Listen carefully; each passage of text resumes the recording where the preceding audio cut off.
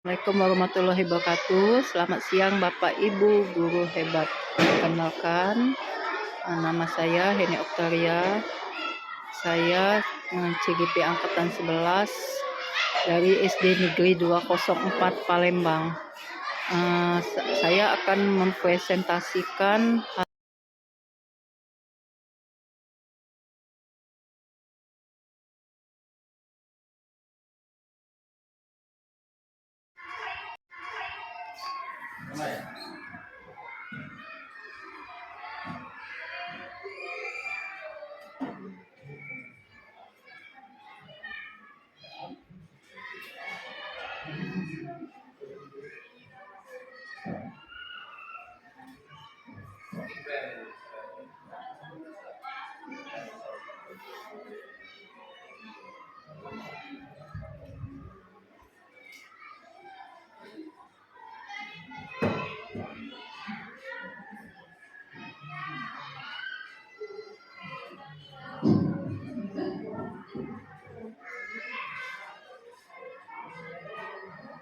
Bismillahirrahmanirrahim. Assalamualaikum warahmatullahi wabarakatuh. Pada yang terhormat Bapak Mas Agus Ali Kamili SPD GRMPD selaku Kepala Sekolah SD Negeri 204 Palembang, dan yang kami hormati Bapak Ibu guru dan staf SD Negeri 204 Palembang yang telah hadir. Puji syukur atas kehadiran Allah Subhanahu wa Ta'ala yang telah melimpahkan rahmat dan hidayahnya kepada kita semua sehingga kita dapat berkumpul dalam acara diseminasi modul 1.4 budaya positif di SD Negeri 204 Palembang pada tanggal 22 Agustus 2024 di ruang kelas 6C SD Negeri 204 Palembang. Selawat serta salam marilah kita sanjungkan kepada Nabi besar Muhammad SAW yang kita nantikan syafaatnya di yaumil akhirat nanti. Amin. Baiklah, saya Dewi Lali selaku pembawa acara hari ini akan membacakan susunan acara, yaitu yang pertama pembacaan basmalah atau pembukaan, kemudian yang kedua sambutan, yang ketiga pemaparan materi. Baiklah, untuk mempersingkat waktu, kita akan mendengarkan sambutan dari Kepala Sekolah SD Negeri 204 Palembang. Kepada Pak Ali kami persilakan. Bismillahirrahmanirrahim. Assalamualaikum warahmatullahi wabarakatuh. Yang paling hormati para CGP yang hari ini akan melakukan diseminasi budaya positif, yang hari ini adalah jadwalnya Ibu Dewi dan Ibu Heni Oktaria. Syukur kita panjatkan kepada Allah Tuhan Yang Maha Esa dalam berkah rahmat dan hidayahnya kita bisa berkumpul di acara hari ini. Salam dan salam kita tujuan kepada Nabi besar kita Nabi Muhammad Sallallahu Alaihi Wasallam serta pengikutnya. Bapak Ibu yang saya hormati, Pak Ali dan panjang lebar pengen mengingatkan saja apa yang dilakukan diseminasi ini intinya adalah kita membudayakan budaya positif. Jangan asal sudah kegiatan, sudah pelatihan bis kalau tapi dibudayakan, dibiasakan apa-apa saja budaya positif itu, ya. Nanti sudah budaya positif ada namanya segitiga restitusi. Nah, jadi itu dibiasakan, dibudayakan di dalam hati kita, dilakukan, diterapkan di kelas kita. Habis di kelas kita baru ke lingkungan sekolah kita. Jadi tidak terputus amalan ilmu yang kita dapatkan dari program guru penggerak ini. Bapak Ibu, pemateri ini sudah dibekali oleh di modul-modul 1.2 ya, 1.2 dan menuju 1.3. Jadi Bapak Ibu tolong dipahami benar maksud apa, arahannya seperti apa, dan maunya seperti apa. Nanti mungkin Bu Dewi, Bu Heni, seiring jalannya waktu teman-teman akan menyusul karena mereka sedang memberikan tugas kepada teman-teman yang anak-anak yang lainnya. Kemudian Bapak Ibu yang saya hormati, ini bagian dari ikhtiar kita menuju sesuatu yang baik, ya. Yang kita lakukan baik, insya Allah Allah akan membalasnya dengan hal yang baik pula. Alhamdulillah kita dapat floating angkatan kedua untuk PBG, itu Ibu Dewi, terus Ibu Ria Citra Melani dan sama Bu Lili. Nah, jadi itulah sama Pak Kemal. Artinya apa? Ketika kita ikhlas membantu sekolah, ikhlas dalam melakukan segala pelatihan, ada baik pasti Allah memberikan jalan. Tinggal kitanya mau tak menjemput rezeki itu. Kalau kita tidak mau menjemput rezeki itu, ya itulah hidup kita.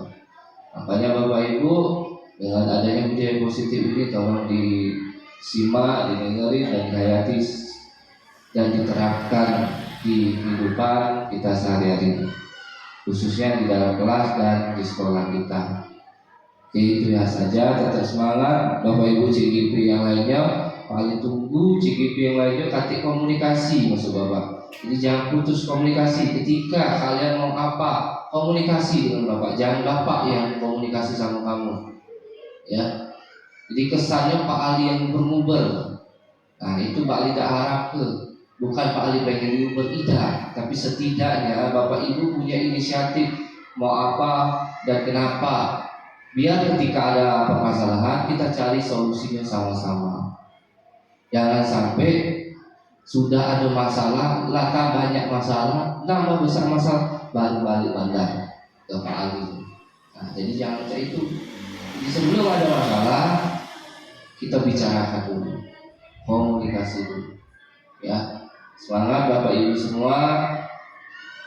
Yakinlah Bapak Ibu semua itu memberikan perubahan untuk sekolah kita, memberikan perubahan untuk anak-anak didik kita, khususnya di Kertabakti. Ketika kita banyak murid, artinya aman untuk kita bekerja dan sertifikasi. Kalau kurang murid, selesai sertifikasi kita juga akan bermasalah. Makin banyak sertifikasi, artinya makin banyak beban. Apa itu bebannya? Harus lebih baik dan lebih baik. Jangan gara-gara sudah sertifikasi tidak jadi lebih baik. Itu tidak boleh. Apalagi sudah ikuti program-program pelatihan dari kementerian, harus lebih baik lagi. Itu saja Bapak Ibu semua. Mohon izin Pak Ali sudah ini mau pergi lagi, silakan diikuti. Jangan gara-gara Pak Ali hati ya Pak Messi ikut pergi juga hilang galau. Jangan. Tolong saling menghormati, saling menghargai teman-teman yang sedang melakukan pengimbasan di sekolah kita. Ini 1, 2, 3, 4, 5, 6, 7, 8, 9, 10 sama Pak Ali. Insya Allah sudah memenuhi kuota Gunung Forum. Tinggal lagi nanti Bu Dewi dan Bapak Ibu lagi yang CGP, tolong buat daftar hadir. Mungkin nanti yang lainnya menyusul sedang memberikan tugas-tugas yang lain. Oke, itu saja Bapak Ibu semua. Akhir kata, wabillahi taufiq wal hidayah. Wassalamualaikum warahmatullahi wabarakatuh.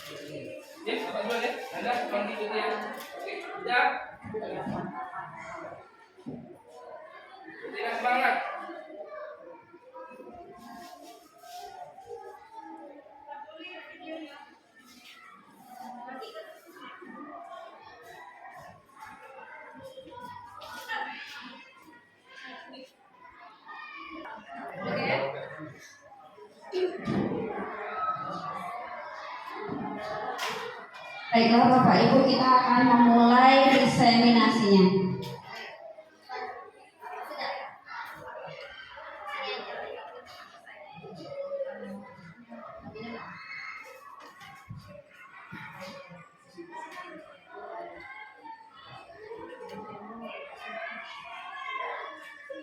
Assalamualaikum warahmatullahi wabarakatuh.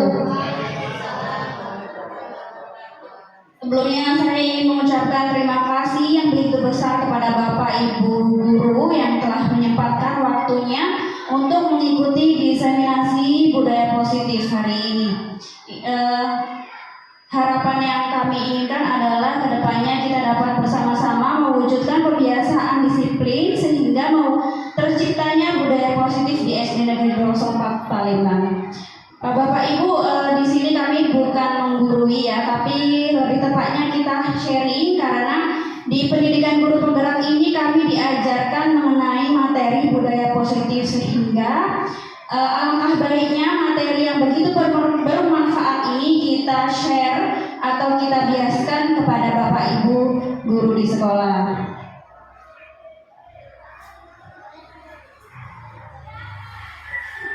Hari ini kita akan memaparkan budaya positif yaitu oleh saya sendiri Dewi Yulianti, kemudian rekan saya Ibu Heni Oktaria. Kita awali kegiatan ini dengan sebuah pantun. Pohon durian buahnya berduri, tumbuh bertetangga dengan kebiri. Izinkan saya untuk berbagi, semoga dapat menginspirasi.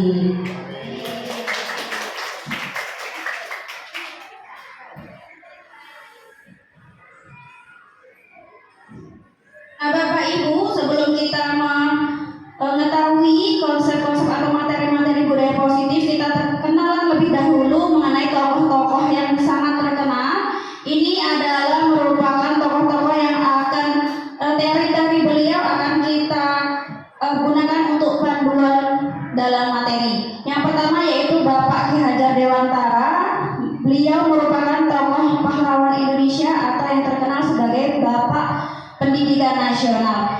Ini data ini saya dapatkan dari Wikipedia, yaitu beliau lahir di tanggal 2 Mei 1889 di Paku Alam, Hindia Belanda. Meninggal di 26 April 1959 di Yogyakarta, Indonesia, kebangsaan Indonesia. Dan beliau dikenal karena Bapak Pendidikan Nasional, pahlawan revolusi kemerdekaan, Menteri Pengajaran Indonesia, aktivis pergerakan kemerdekaan Indonesia, pendiri Taman Siswa, pelopor pendidikan bagi kaum bumi putra. Yang kedua, ini ada tokoh dari luar Indonesia, yaitu Dr. William Glasser. Beliau merupakan seorang psikiater Amerika. Nah, ini adalah teori dari beliaulah yang sangat terkenal nanti. Biografinya, beliau dilahirkan di 11 Mei 1925 di Cleveland, Ohio, Amerika Serikat. Meninggal 23 Agustus 2013, kebangsaan Amerika, dikenal karena mengembangkan terapi realitas dan teori pilihan. Yang ketiga, yaitu ada Ian Bosen, adalah ahli pendidikan dari Kanada. Dia telah mengajar teori kontrol selama 20 tahun terakhir di seluruh Kanada, Amerika Serikat, Eropa, dan Asia. Dia bertugas di fakultas beberapa universitas dan telah melakukan pelatihan untuk berbagai program berbasis sekolah, pusat rehabilitasi narkoba, dan fasilitas pemasyarakatan. Beliau merupakan penulis Restitution di Restructuring School Discipline.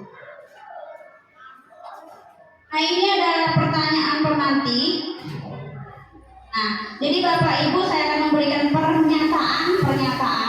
Bapak Ibu setuju atau tidak setuju pada pernyataan yang akan saya sebutkan. Yang pertama, hukuman dapat mendisiplinkan anak. Nah, setuju atau tidak Bapak Ibu? Setuju atau tidak Pak Mizi? Tidak setuju. Yang tidak setuju tunjuk tangan. Rasa tidak setuju. Banyak tidak setuju ya. Yang kedua adalah pemberian hukuman dengan hal positif seperti membaca atau membersihkan halaman sekolah dapat meningkatkan disiplin anak. Setuju atau tidak?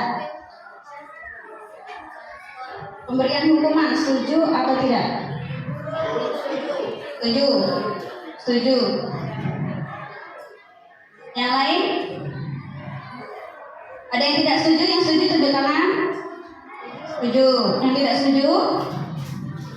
Oke. Yang ketiga, memberi penghargaan dapat meningkatkan motivasi anak belajar. Setuju? Setuju tidak? Setuju tetapi sekali saja. Oke. Yang tidak setuju tunjuk tangan.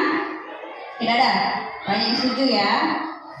Yang terakhir, guru harus berperan sebagai teman. Nah, ini setuju nggak? Sebagai teman siswa. Setuju? Setuju tunjuk tangan. Setuju, banyak yang setuju. Nah, dari pertanyaan-pertanyaan ini, nanti setelah Bapak Ibu menyimak materi disiplin positif, diharapkan Bapak Ibu jadi mengerti. Nah, pertanyaan-pertanyaan itu benar atau enggak yang Bapak Ibu jawab tadi, setuju atau tidak setuju? Nanti kita akan jelaskan. Nah, apa sih itu budaya positif? Ada yang tahu budaya positif? Kebiasaan? Ya Bu? Kebiasaan atau kegiatan yang dilakukan dengan baik. Kebiasaan atau kegiatan yang dilakukan dengan baik. Pembiasaan baik. Oke, ada yang lain? Amezi? Feli? Kebiasaan dan keteladanan yang selalu diterapkan di sekolah setiap hari. Pembiasaan atau keteladanan yang dilakukan di sekolah setiap harinya. Pembiasaan baik. Nah, itu tidak salah. Pembiasaan baik atau perwujudan dari nilai-nilai keyakinan bersifat universal. Pembiasaan baik dengan nilai-nilai universal yang terkandung dalam pembiasaan tersebut. Nah, nilai-nilai apa saja yang kira-kira yang Ibu tahu? Nilai-nilai pembiasaan tadi, pembiasaan baik. Nilai apa? Ini nilai tanggung jawab, disiplin dalam kegiatan sehari-hari ya Bu. Misalnya siswa dalam melaksanakan tugasnya di sekolah. Tanggung jawab, disiplin yang dilakukan siswa. Oke, yang lain tanggung jawab, disiplin. Kebersihan, terus menghormati, menghargai. Menjaga kebersihan, menghormati orang lain, menghargai orang lain. Itu merupakan nilai-nilai atau kebajikan, nilai-nilai yang bersifat universal. Oke, itu adalah pengertian dari budaya positif. Nah, bagaimana strateginya untuk menciptakan budaya positif di sekolah? Yang pertama, disiplin positif, kemudian motivasi perilaku manusia melalui keyakinan kelas, kebutuhan dasar manusia, kemudian posisi kontrol seorang guru dan melalui segitiga restitusi. Nah, hari ini kita akan memaparkan 6 materi yang nanti materi ini akan disampaikan oleh Ibu Heni, rekan CGP saya dan saya sendiri. Ibu Heni nanti insya Allah memaparkan disiplin positif, motivasi perilaku manusia, dan keyakinan kelas.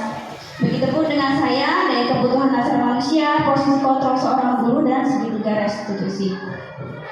Baiklah Bapak Ibu, untuk materi yang pertama ini disiplin positif, saya akan memberikan kepada Ibu Heni Octaria untuk menyampaikan. Mari Bu.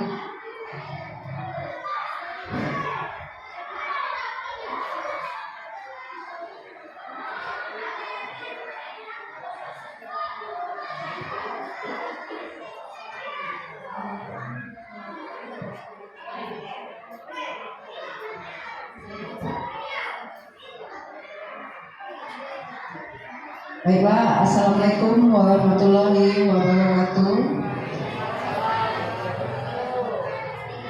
Selamat siang Bapak-bapak, Ibu-ibu. Sebelum kami melanjutkan pemaparan kami, sebelumnya kita mengadakan ice breaking dulu ya. Di sini kami membuat semacam games kecil.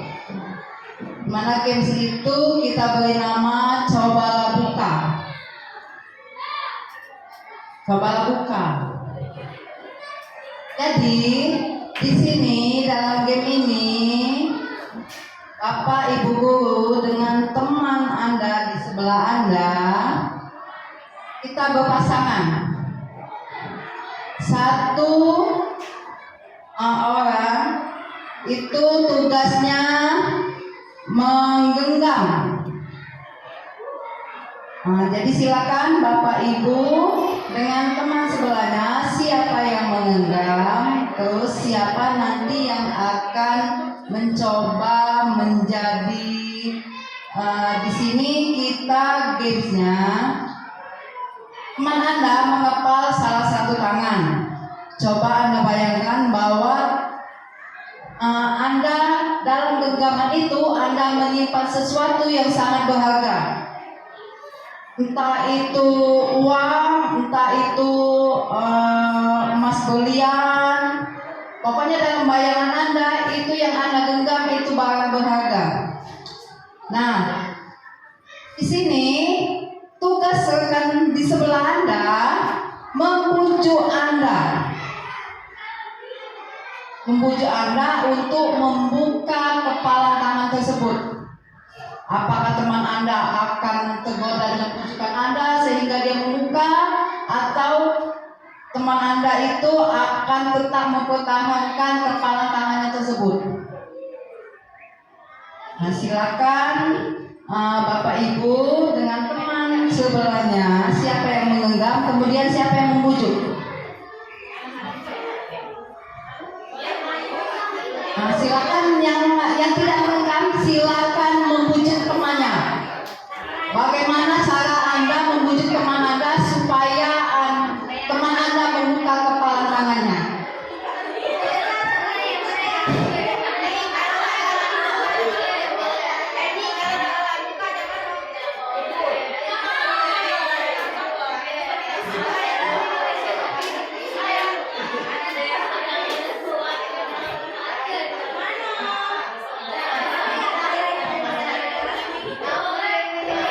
Sudah?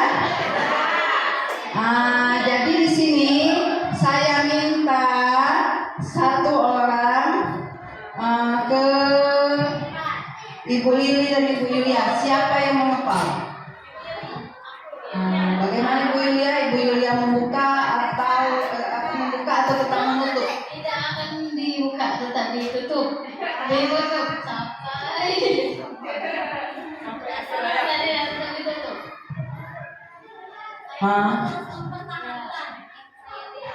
Jadi alasan Ibu Yulia tetap menutup karena dia akan mempertahankan kepala tangannya tersebut. Jadi Bapak Ibu, kenapa kita mengadakan game ini? Karena di sini ada satu nilai keyakinan di diri kita.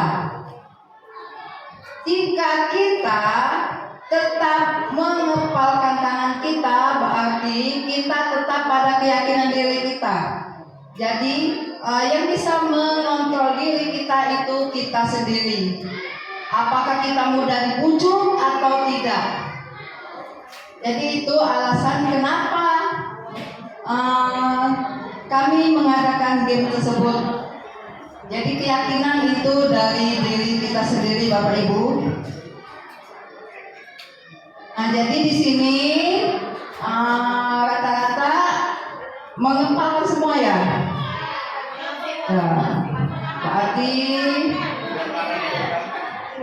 Berarti di dalam ruangan ini tidak tahan dengan godaan. Jadi pada keyakinan diri kita sendiri. Baiklah, kita mulai pemaparan kita, yaitu dari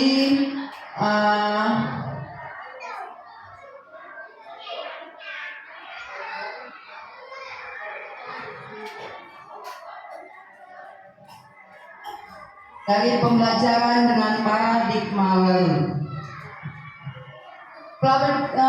Pembelajaran dengan paradigma baru itu merupakan pembelajaran yang dirancang berdasarkan prinsip pembelajaran berdiferensiasi, sehingga para peserta didik belajar sesuai kebutuhannya berdasarkan tahap perkembangan sesuai teori psikologi modern untuk mewujudkan profil pelajar Pancasila. Nah, Bapak Ibu, ada gambar profil Pancasila, di mana profil Pancasila itu terdiri dari beriman, bertakwa kepada Tuhan Yang Maha Esa dan berakhlak mulia. Yang kedua, berkebinekaan global, kemudian bergotong royong, kemudian kreatif, bernalar kritis, dan mandiri. Jadi profil pelajar Pancasila itu ada 6.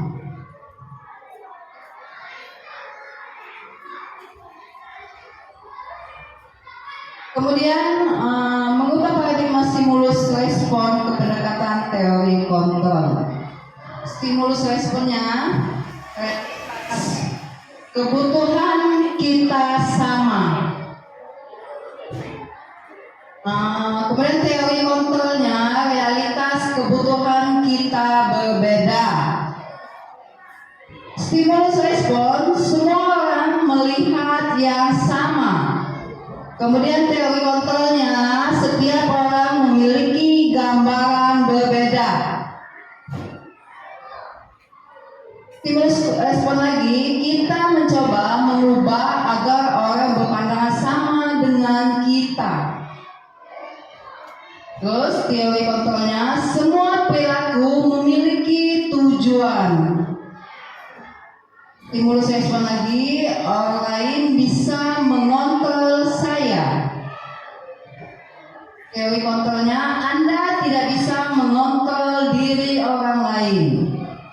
Kemudian saya bisa mengontrol orang lain.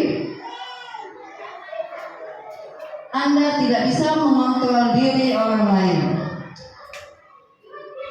Kemudian stimulus responnya, pemaksaan ada pada saat bujukan gagal. Kemudian teori kontrolnya itu kolaborasi dan konsusmennya menciptakan pilihan-pilihan baru. Kemudian model berpikir menang atau kalah. Model berpikirnya itu menang.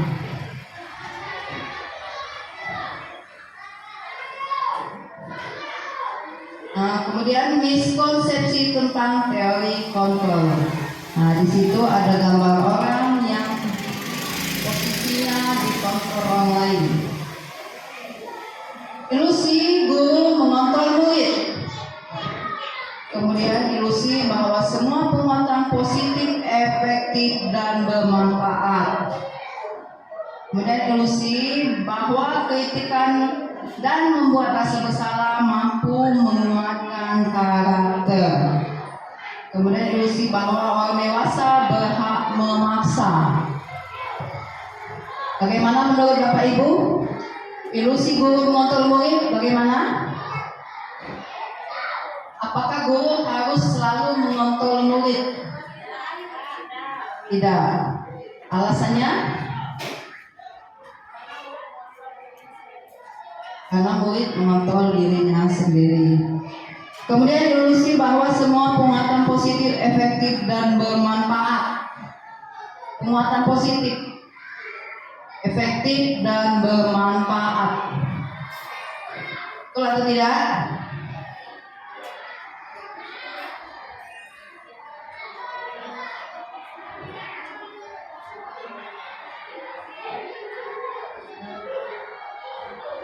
Benar atau salah? Benar. Kemudian ilusi bahwa kritik dan membuat rasa bersalah mampu menguatkan karakter. Tidak. Karena membuat rasa bersalah, siswa akan merasa down. Dan ilusi bahwa orang dewasa berhak memaksa. Tidak. Next.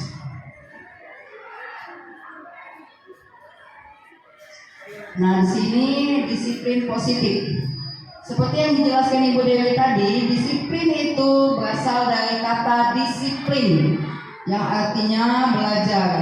disiplin mengacu pada disiplin diri yang memiliki tanggung jawab terhadap apa yang dilakukannya berdasarkan nilai-nilai yang diyakini. Disiplin positif merupakan salah satu cara penerapan disiplin yang bertujuan untuk menemukan kesadaran serta memberdayakan peserta didik tanpa imbalan, penghargaan atau reward, ancaman atau hukuman. Nah, seperti yang diterangkan Ibu Dewi tadi, dengan cara memberikan penghargaan atau imbalan, bukan penghargaan atau imbalan, itu seperti kata Pak Mensi tadi, boleh memberikan penghargaan tapi hanya 1 kali. Kemudian ancaman atau hukuman itu tidak boleh. Nah, sebagai pendidik tujuan kita adalah menciptakan peserta didik yang memiliki disiplin diri sehingga mereka berperilaku mengacu kepada nilai-nilai kebajikan universal dan memiliki motivasi intrinsik dalam perubahan ke arah yang lebih baik. Itu tujuan kita sebagai pendidik.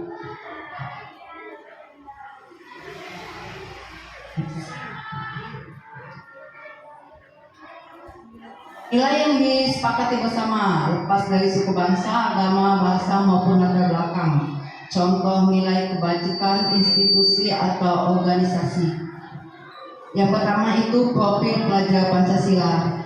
Nah, seperti tadi yang saya jelaskan tadi, profil pelajar Pancasila itu beriman dan bertakwa kepada Tuhan Yang Maha Esa dan berakhlak mulia, berkebinekaan global, gotong royong, mandiri dan bernalar kristis. Kemudian IBO, Primary Years Program atau PYP, itu terdiri dari toleransi, rasa hormat, integritas, mandiri, menghargai, antusias, empati, keingintahuan, kreativitas, kerjasama, percaya diri, dan komitmen. Kemudian keterampilan hidup, life skill, itu terdiri dari dapat percaya, lurus hati, pendengar yang aktif, tidak merendahkan orang lain, dan memberikan yang terbaik dari diri kita.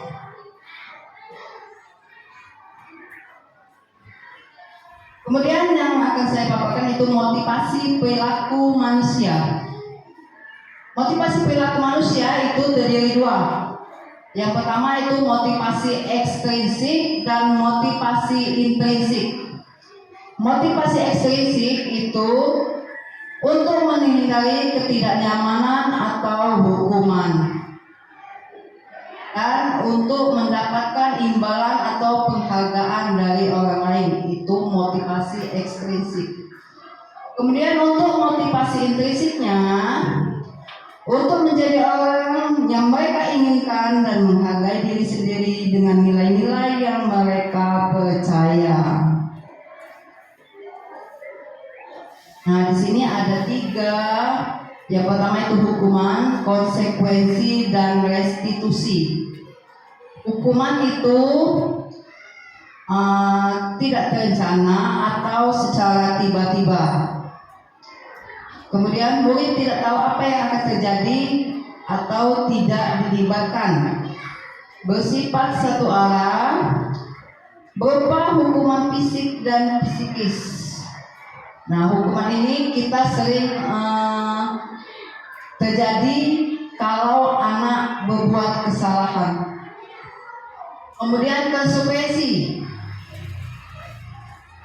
Sekarang saya tanya, hukuman dan konsekuensi itu sama atau tidak, Bapak Ibu? Beda. Kalau konsekuensi itu adalah tanggung jawab. Jadi tanggung jawabnya itu terencana atau disepakati dengan sesuai peraturan yang ada di kelas. Kemudian murid tetap dibuat tidak nyaman. Sikap guru selalu memonitor murid. Yang terakhir itu restitusi. Restitusi itu proses menciptakan kondisi bagi murid untuk memperbaiki kesalahan. Kemudian proses kolaboratif yang mengajarkan murid untuk mencari solusi sendiri. Nah, jadi di sini dalam restitusi ini murid bisa memperbaiki kesalahannya.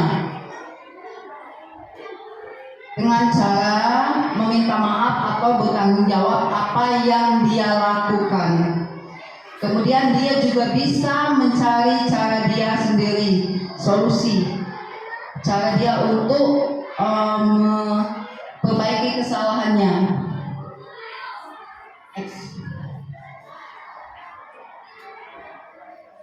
Kebutuhan dasar manusia. Kebutuhan dasar manusia itu adalah segala sesuatu yang kita lakukan untuk mendapatkan apa yang kita inginkan. Seluruh tindakan yang kita lakukan memiliki tujuan tertentu, dan semua usaha terbaik yang kita lakukan adalah dalam rangka agar kebutuhan dasar kita terpenuhi dengan baik. Nah, jadi kebutuhan dasar manusia itu ada 5. Yang pertama itu bertahan hidup, kemudian kasih sayang, penguasaan, kebebasan, dan yang terakhir itu kesenangan.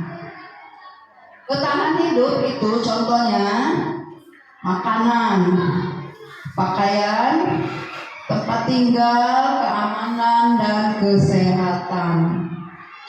Kasih sayang itu bisa diterima, dipedulikan, berbagi, kerjasama, menjadi bagian dalam kelompok. Kemudian penguasaan. Penguasaan itu tentang harga diri, keinginan untuk dianggap berprestasi, memimpin, diakui, dan didengar. Yang keempat, kebebasan. Kebebasan yang mampu mengendalikan arah dirinya, mandiri, memiliki pilihan mencoba hal baru.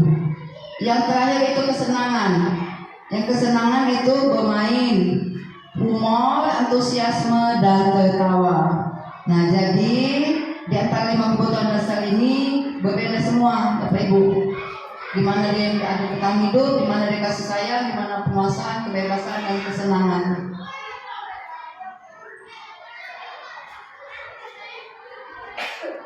Kemudian selanjutnya itu keyakinan kelas. Nah, di sini ada pertanyaan. Mengapa keyakinan kelas? Mengapa bukan peraturan kelas? Silakan Bapak Ibu. Karena kalau keyakinan kelas itu kesepakatannya yang melibatkan siswa dan guru, sedangkan kalau peraturan kelas itu guru yang membuat, siswa tidak dilibatkan. Nah, jadi mengapa keyakinan kelas? Mengapa bukan peraturan kelas? Kalau keyakinan kelas itu kita membuatnya melibatkan siswa. Guru dan siswa ikut terlibat dalam keyakinan kelas. Sedangkan peraturan kelas itu hanya kita guru. Siswa tidak dilibatkan. Sini ada pertanyaan lagi. Yang pertama, mengapa kita memiliki peraturan tentang penggunaan helm pada saat mengendarai kendaraan roda 2 atau motor? Nah, dalam penggunaan helm itu termasuk keyakinan atau peraturan. Kalau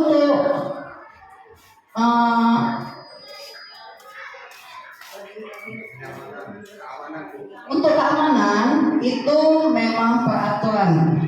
Tapi kalau dari diri kita tadi sama seperti yang games tadi. Kalau dari diri kita itu berarti keyakinan, keselamatan kita. Terus yang kedua, mengapa kita memiliki peraturan tentang penggunaan masker dan mencuci tangan setiap saat?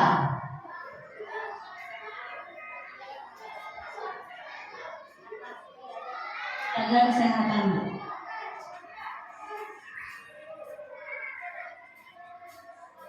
Jadi kita memiliki peraturan tentang penggunaan masker dan mencuci tangan setiap saat itu untuk menjaga kesehatan. Itu termasuk peraturan atau keyakinan.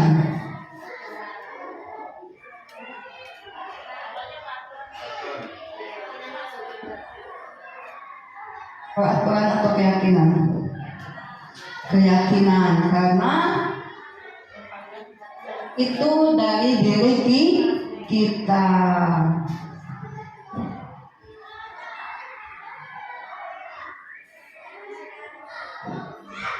Keyakinan kelas dibuat berdasarkan kesepakatan antara guru dan murid yang bersifat universal. Sedangkan peraturan biasanya dibuat oleh guru dan bersifat satu arah. Itu perbedaan antara keyakinan dan peraturan, Bapak Ibu. Nah, dalam pembentukan keyakinan kelas, yang pertama itu bersifat abstrak. Mengapa bersifat abstrak? Kalau pembentukan keyakinan kelas bersifat abstrak itu, guru dan siswa boleh mengemukakan pendapat mereka masing-masing. Tidak ada yang ditutup-tutupi.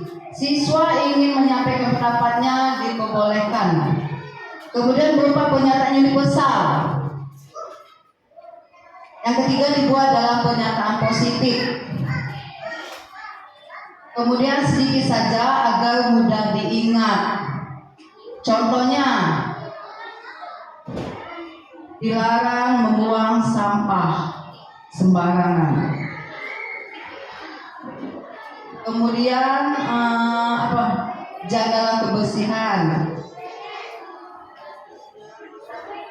Dilarang makan di kelas.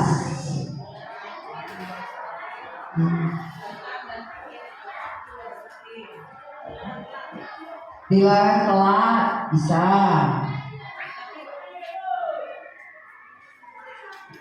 Kemudian sesuai dengan kondisi kelas dan sekolah sehingga mudah diterapkan. Nah, jadi sesuai dengan kondisi kelasnya Bapak Ibu. Yang terakhir itu semua warga sekolah atau warga kelas dilibatkan saat membuat keyakinan kelas. Nah, jadi siswa di dalam kelas itu harus dilibatkan.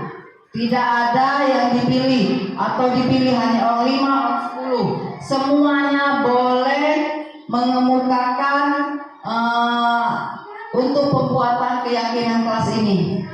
Mereka boleh mengajukan, misalkan, Bu, saya ingin membuat keyakinan kelas dilarang makan di kelas, boleh.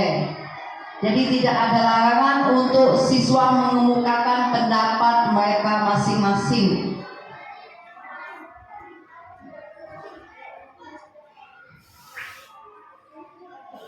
Kemudian 5 posisi kontrol guru.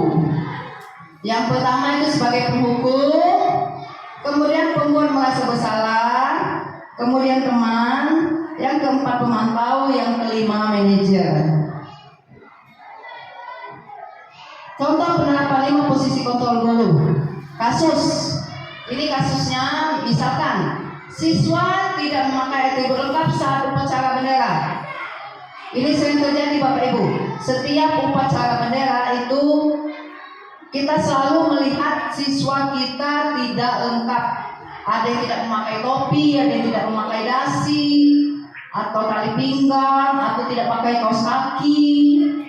Nah, di sini sebagai penghukum kita bisa memberikan hukuman hormat kepada bendera selama 1 jam. Itu sebagai penghukum. Kemudian pembuat merasa bersalah, Bapak Ibu harus memberitahu kamu selalu saja mengecewakan Bapak Ibu. Kita bisa mengemukakan itu ke siswa kita, menyatakan itu kepada siswa kita.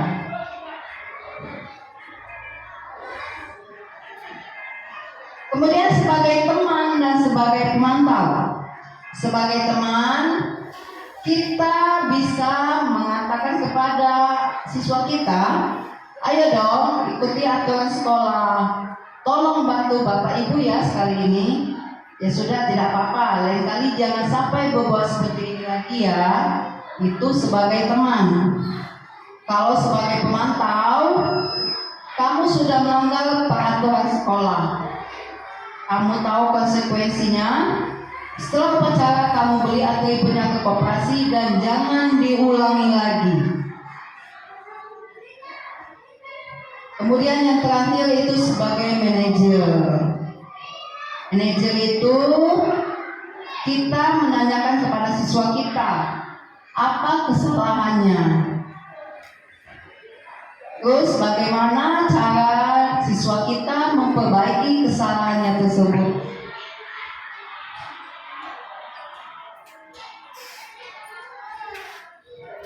Posisi kontrol, apakah saya kecewa sekali sama kamu. Apa itu? Sebagai pembuat rasa bersalah. Kemudian kamu tidak pernah benar melakukannya. Bagai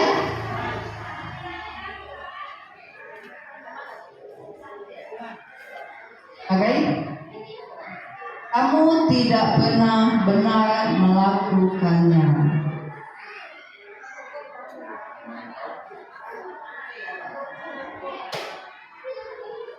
Bagai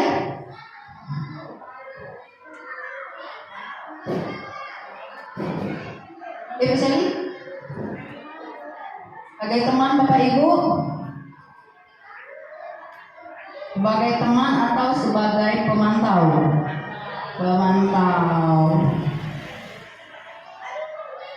Terus apa rencana kamu untuk menyelesaikan masalah ini? Sebagai manajer. Kemudian ayolah lakukan demi Bapak Ibu ya. Kamu tidak akan pernah mendapatkan nilai jika tidak mengerjakan tugas.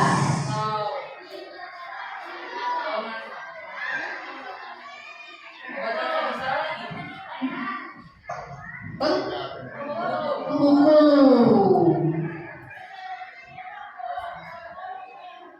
Nah sekarang cukup untuk selanjutnya. Kita akan mempersilakan rekan saya Ibu Dewi Yulianti untuk melanjutkan pemaparannya. Pada Ibu Dewi.